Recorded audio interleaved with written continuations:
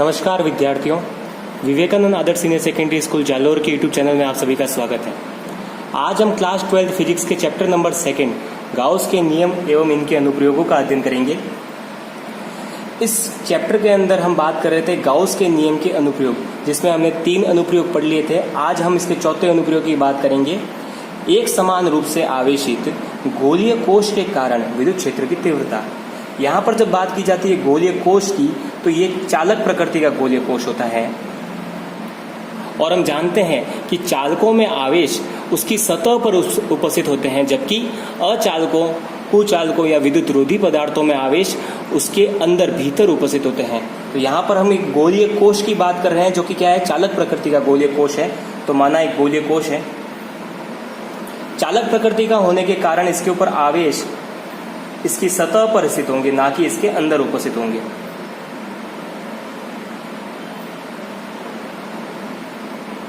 इस गोलीय कोश के कारण विद्युत क्षेत्र की तीव्रता किस प्रकार से निकाली जा सकती है, ध्यान दें। माना इस गोलीय कोश की त्रिज्या है, इसका ये केंद्र हो गया जिसे O से प्रदर्शित किया जाता है। इसकी त्रिज्या है कैपिटल R, इस गोलीय कोश की त्रिज्या कैपिटल R है। तो इस गोलीय कोश में हम 3 कंडीशंस की बात करेंगे। एक तो होगी कि इस गोलीय कोश के बाहर स्थित किसी बिंदु पर विद्युत क्षेत्र की तीव्रता। दूसरी कंडीशन होगी इस गोलीय कोश की सतह के ऊपर स्थित किसी बिंदु पर विद्युत क्षेत्र की तीव्रता। और तीसरी कंडीशन ये होगी कि इस गोलीय कोश के अंदर स्थित किसी बिंदु पर विद्युत क्षेत्र की तीव्रता निकालनी पड़ेगी। इन 3 कंडीशंस में हमें इस गोलीय कोश के कारण निकलने वाली विद्युत क्षेत्र की तीव्रता का मान निकालना है। पहली कंडीशन क्या है, केस फर्स्ट है। सबसे पहले केस फर्स्ट की बात करते हैं। गोलीय कोश के बाहर स्थित किसी बिंदु पर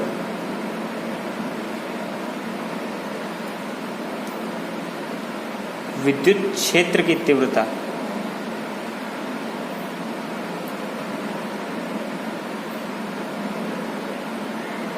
अगर कोई बिंदु है वो गोलीय कोश के बाहर स्थित है, तो उस बिंदु पर गोलीय कोश के ऊपर उपस्थित आवेशों के कारण कितना विद्युत क्षेत्र लगेगा, तो उस विद्युत क्षेत्र का मान हमें निकालना है। जैसे मान लिया कि एक बिंदु है P1, ये इस गोलीय कोश के बाहर स्थित है। तो इस गोलीय कोश के ऊपर जो आवेश उपस्थित हैं, यहाँ पर देखिए धनात्मक प्रकृति के आवेश हैं, इस गोलीय कोश के ऊपर उपस्थित हैं। इन आवेशों के कारण इस बिंदु पर विद्युत क्षेत्र की तीव्रता का मान कितना होगा, वो तीव्रता का मान हमें निकालना है। तो हमें सबसे पहले क्या करना पड़ेगा, इस गोलीय कोश ही देखिए गोलाकार आकृति का है, तो इसके ऊपर एक गाउसियन पृष्ठ की कल्पना करनी पड़ेगी, और ये गाउसियन पृष्ठ भी गोलाकार आकृति का होगा। तो यहाँ पर हम एक गाउसियन पृष्ठ की कल्पना कर रहे हैं। मैं गोला नहीं बता पा रहा हूँ इधर, ठीक है। ये गोलाकार आकृति का गाउसियन पृष्ठ होता है। गाउसियन पृष्ठ की परिकल्पना से हम जानते हैं कि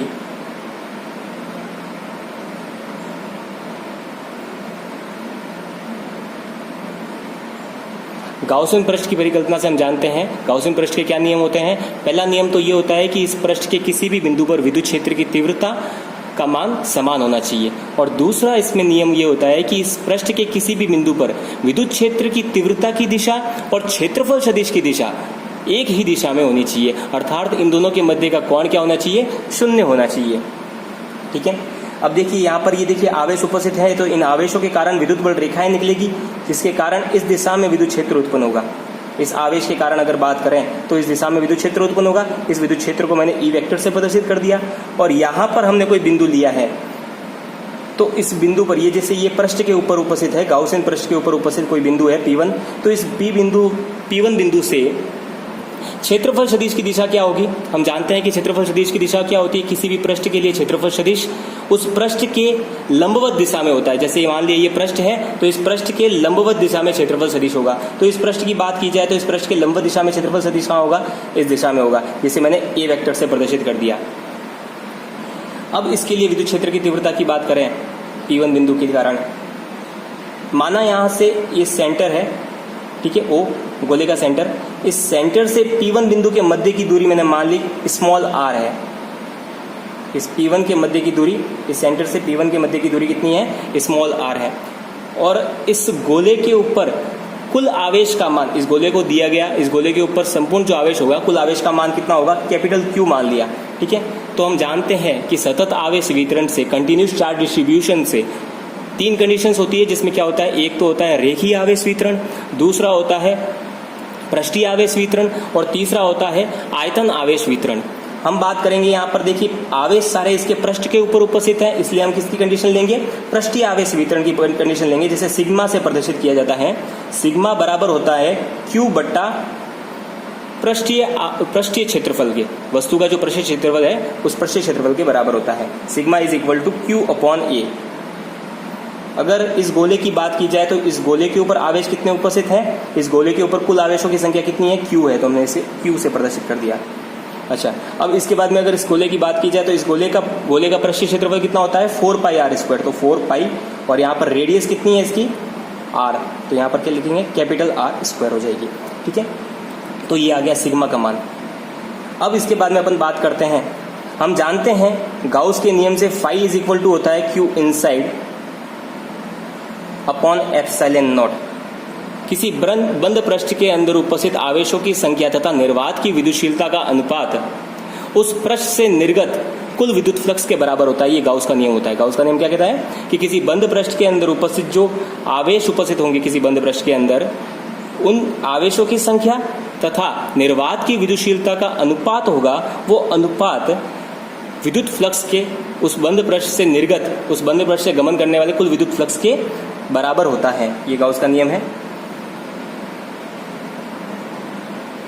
ये होगी equation number first. Equation number second, विद्युत फ्लक्स की परिभाषा से हम जानते हैं कि विद्युत flux phi is equal to होता है surface integration of E vector dot A vector. E vector यहां पर क्या है, क्षेत्रफल सदिश, सॉरी ई वेक्टर यहां पर क्या है, विद्युत क्षेत्र की तीव्रता। ई वेक्टर किसको बताता है, बता रहा है विद्युत क्षेत्र की तीव्रता को बता रहा है, और ए वेक्टर किसको बता रहा है, क्षेत्रफल सदिश एरिया वेक्टर को प्रदर्शित करता है। ये होगी इक्वेशन नंबर 2। समीकरण 1 व 2 से हम समीकरण 1 का मान समीकरण 2 में रखेंगे तो क्या आ जाएगा, फाई की जगह हमने रख दिया Q inside upon epsilon naught. Q inside upon epsilon naught is equal to क्या हो जाएगा, surface integration of E vector dot A vector. यहां पर हमने एक अल्पांश माना है, इस अल्पांश को मैंने मान लिया dA, तो इसके कारण जो क्षेत्रफल सदिश होगा इसका मान भी क्या होगा, dA वेक्टर हो जाएगा, ठीक है। तो हम यहाँ पर अल्पांश की बात कर रहे हैं। देखिए यहाँ पर एक ही सरफेस की बात की जा रही है कि गोला है, ठीक है। ये जो गाउसियन पृष्ठ है, हमने जो जिस गाउसियन पृष्ठ की कल्पना की है, ये गाउसियन पृष्ठ गोलाकार आकृति का है, तो यहाँ पर हम सिर्फ एक ही सरफेस की बात कर रहे हैं, ठीक है। तो ये सरफेस होगी जिसको मैंने S से प्रदर्शित किया है, तो यहाँ पर क्या आ जाएगा, dA वेक्टर आ जाएगा, ठीक है। एक अल्पांश की बात की है, इस अल्पांश के कारण जो फाई का मान निकलेगा उससे फिर इसका समाकलन कर दिया जाएगा, तो संपूर्ण गोले के कारण निकलने वाले फ्लक्स का मान याद कर सकते हैं हम, ठीक है। यहाँ पर अल्पांश की बात कीजिए,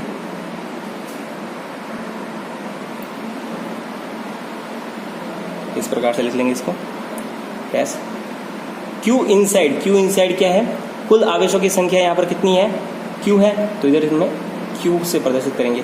इस गाउसियन पृष्ठ के अंदर सारा आवेश, संपूर्ण आवेश इस गाउसियन पृष्ठ के अंदर आ रहा है, तो इसे हम Q से प्रदर्शित कर देंगे, E vector dot dA vector. अब यहाँ पर अगर अपन बात करें सरफेस की, तो इसका सरफेस इंटीग्रेशन करना पड़ेगा। तो सरफेस इंटीग्रेशन की लिमिट लगेगी 0 से लेकर, यहाँ सेंटर से लेके इस P1 बिंदु के मध्य की दूरी कितनी है, स्मॉल r है, तो 0 से लेकर गोलीय पृष्ठ, अगर गाउसियन पृष्ठ की बात करें तो ये गोलाकार आकृति का है, तो गोले के पृष्ठीय क्षेत्रफल का मान कितना होता है, 4 पाई r स्क्वायर। तो 0 से लेकर 4 पाई स्मॉल r स्क्वायर की बात की जाएगी, क्योंकि यहाँ पर त्रिज्या की बात करें, इस गाउसियन पृष्ठ की त्रिज्या होगी स्मॉल r होगी, ठीक है। तो 4 पाई स्मॉल r स्क्वायर हो जाएगा।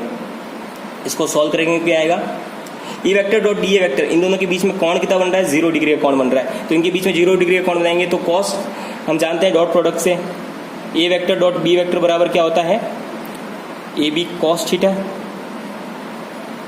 इसी प्रकार से ई वेक्टर डॉट dA वेक्टर क्या हो जाएगा, EDA cos थीटा हो जाएगा, EDA cos थीटा, और यहाँ पर लिमिट लगेगी 0 से लेके 4 पाई स्मॉल r स्क्वायर, और थीटा टेंस टू हमें क्या करना है, थीटा का मान कितना रखना है, 0 डिग्री। थीटा का मान अगर 0 रखेंगे तो क्या हो जाएगा, cos थीटा का मान क्या हो जाएगा, 1 हो जाएगा, तो क्या आ जाएगा, EDA सरफेस इंटीग्रेशन 0 से 4 pi small r square Q upon epsilon naught के बराबर हो जाएगा। इसे सॉल्व करेंगे तो किस प्रकार से निकलेगा, यहाँ पर ई क्या है, ई कांस्टेंट है तो ई बार आ जाएगा, ई बार आ जाएगा। डी ए का समाकलन होगा तो क्या आ जाएगा, ए आ जाएगा। इसकी लिमिट लगेगी 0 से 4 pi small r square Q upon epsilon naught. तो ई कोष्टक में क्या आ जाएगा, 4 pi small r square minus 0 upper limit minus lower limit is equal to Q upon epsilon naught. तो ई इज इक्वल टू आएगा Q upon 4 pi small r square epsilon naught. ये 4 pi small r square है, 0 है, 0 को तो हम count नहीं करेंगे, तो 4 पाई स्मॉल आर स्क्वायर है, इसे पक्षांतरण कर देंगे तो ये बट्टे में आ जाएगा। तो इस प्रकार से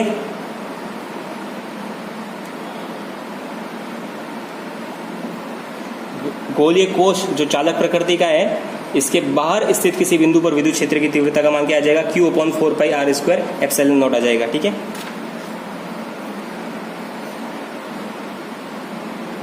अब हम इसे सिग्मा की फॉर्म में चेंज करेंगे। तो सिग्मा की फॉर्म में किस प्रकार से चेंज करेंगे, देखिए बेटा, ये आउटसाइड इज इक्वल टू क्या आ रहा है, Q upon 4 pi small r square epsilon not.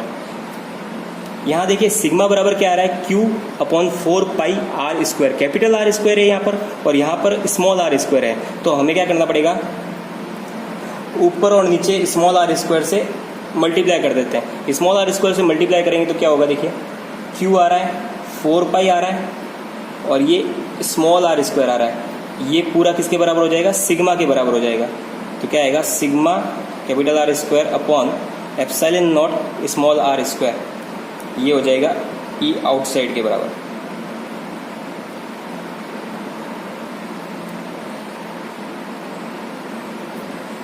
इसका स्क्रीनशॉट ले लिए।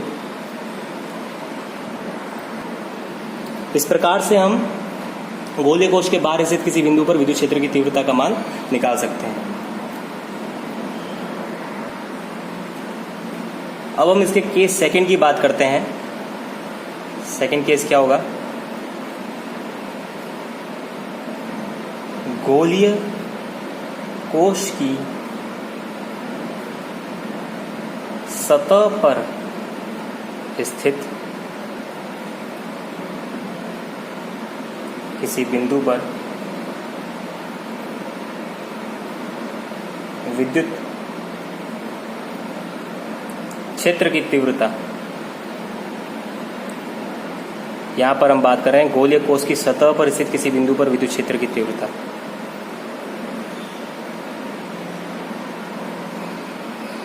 वापस से गोलीय कोश बना देते हैं। गोलीय कोश है, आवेश इसकी सतह पर उपस्थित है चालक प्रकृति का होने के कारण। ये इसका केंद्र हो गया, इसके परिधि की मध्य की दूरी कितनी होगी, कैपिटल आर। अब हम बात कर रहे हैं इस गोलीय कोश की सतह पर, जैसे यहाँ पर कोई बिंदु है जिसे हमने P2 से प्रदर्शित किया है, इस सतह पर स्थित किसी बिंदु P2 के कारण विद्युत क्षेत्र की तीव्रता की बात की जाए तो यहाँ पर जो गाउसियन पृष्ठ बनेगा वो किस प्रकार से बनेगा, कुछ इस प्रकार से गाउसियन पृष्ठ होगा। इस सतह के जस्ट पास में गाउसियन पृष्ठ बनेगा, जिसके कारण क्या होगा, विद्युत क्षेत्र की तीव्रता की दिशा क्या हो जाएगी, इस दिशा में हो जाएगी और क्षेत्रफल सदिश की दिशा भी क्या होगी, इसी दिशा में होगी। हम एक अल्पांश के लिए क्षेत्रफल सदिश की बात कर रहे हैं तो डीए वेक्टर हो जाएगा। इस गोलीय कोश के ऊपर उपस्थित कुल आवेशों की संख्या क्या है, क्यू है। सिग्मा इज इक्वल टू क्या होता है, क्यू अपॉन ए, जिससे क्या आ जाएगा, क्यू अपॉन, और यहाँ पर गोलीय कोश की बात की जा रही है तो यहाँ पर संपूर्ण आवेश इसके पृष्ठ पर स्थित है तो पृष्ठीय आवेश घनत्व की बात की जाएगी। तो पृष्ठीय आवेश घनत्व क्या होता है, 4 pi q upon 4 pi capital are square, radius इसकी कैपिटल आर है तो कैपिटल आर स्क्वायर हो जाएगा।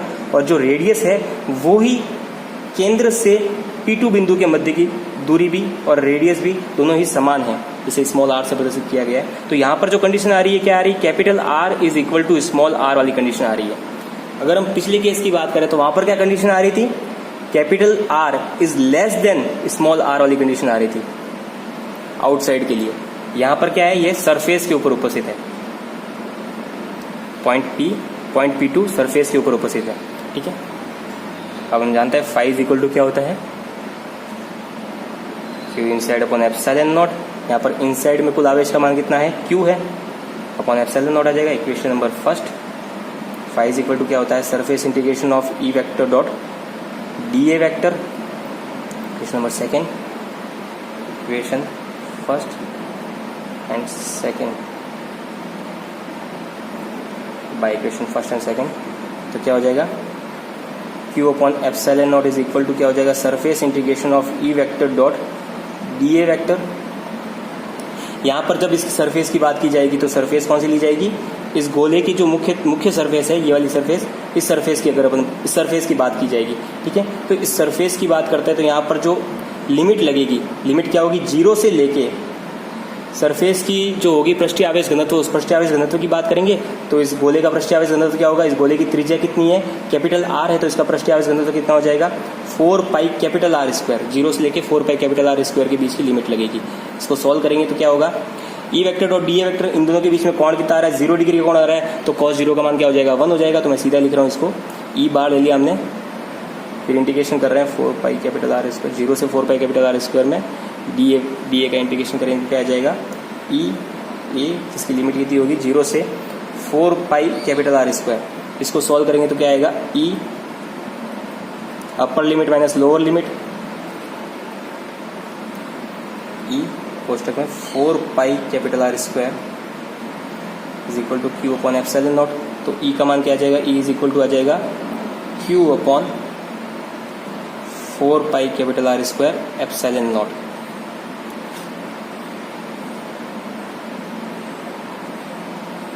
इसके बाद अपन बात करेंगे, देखिए यहाँ पर सरफेस चार्ज डेंसिटी हमने जो विद्युत क्षेत्र की तीव्रता निकाली है, इसे हमें सरफेस चार्ज डेंसिटी की फॉर्म में चेंज करना पड़ेगा। सिग्मा की फॉर्म में चेंज करेंगे तो सिग्मा की फॉर्म में सिग्मा का मान कितना है Q upon 4 pi capital R square. तो यहाँ पर जो Q upon 4 pi capital R square है ये किसके बराबर हो जाएगा, ये सिग्मा के बराबर हो जाएगा, ठीक है। तो E इज इक्वल टू क्या आ जाएगा, सिग्मा अपॉन एप्सिलॉन नॉट।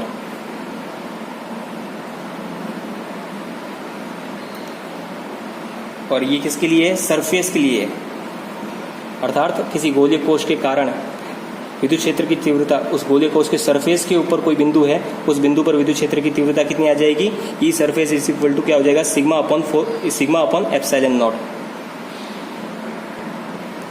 अब हम इसके अंतिम केस की बात करते हैं, केस थर्ड।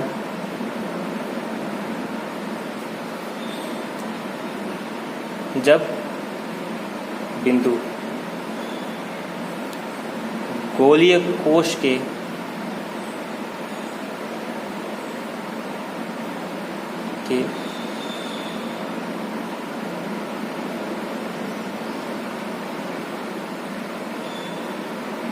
जब बिंदु कहां पर स्थित होगा, गोलीय कोश के अंदर स्थित होगा, तो उस कंडीशन में क्या होगा, ये गोलीय कोश है,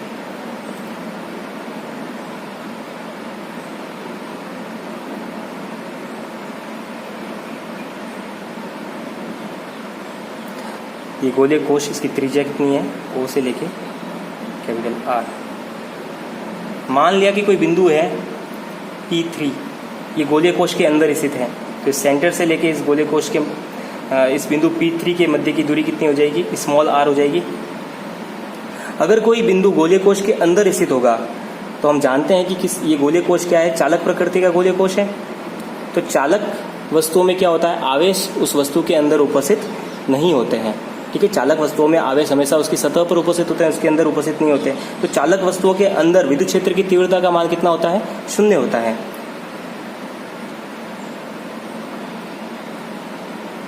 We know that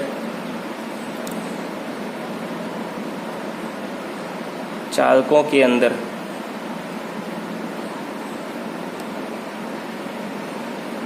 विद्युत क्षेत्र की तीव्रता का मान 0 होता है। हम जानते हैं कि चालकों के अंदर विद्युत क्षेत्र की तीव्रता का मान 0 होता है। E इज इक्वल टू क्या होता है, 0 होता है इनसाइड, ठीक है। अगर विद्युत क्षेत्र की तीव्रता का मान 0 होगा तो विद्युत क्षेत्र की, तो ये चालक, ये भी चालक क्या है, ये गोलीय कोश भी क्या है, चालक प्रकृति का है। तो इसके अंदर किसी भी बिंदु पर विद्युत क्षेत्र की तीव्रता का मान क्या होगा, 0 होगा, ठीक है। तो इस प्रकार से हम निकाल सकते हैं। अब हम इसके ग्राफ की बात करते हैं।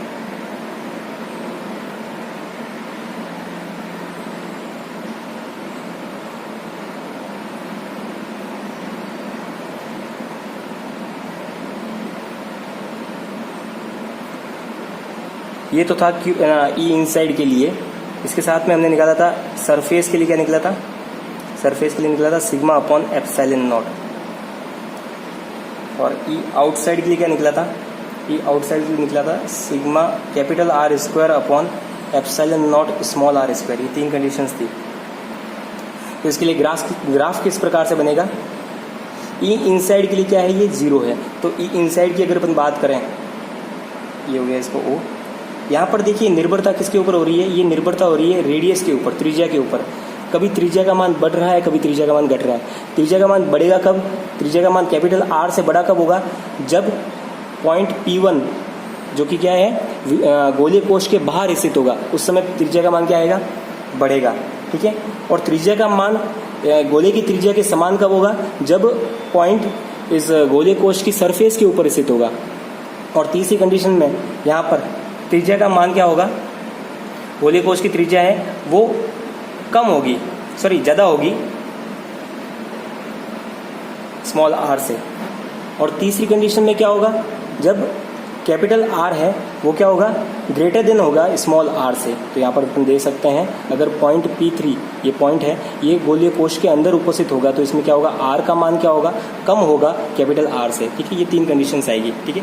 तो देखिए यहाँ पर 0, यहाँ पर अपन जो ग्राफ बनाएंगे वो E वेक्टर और R के बीच में ग्राफ बनेगा।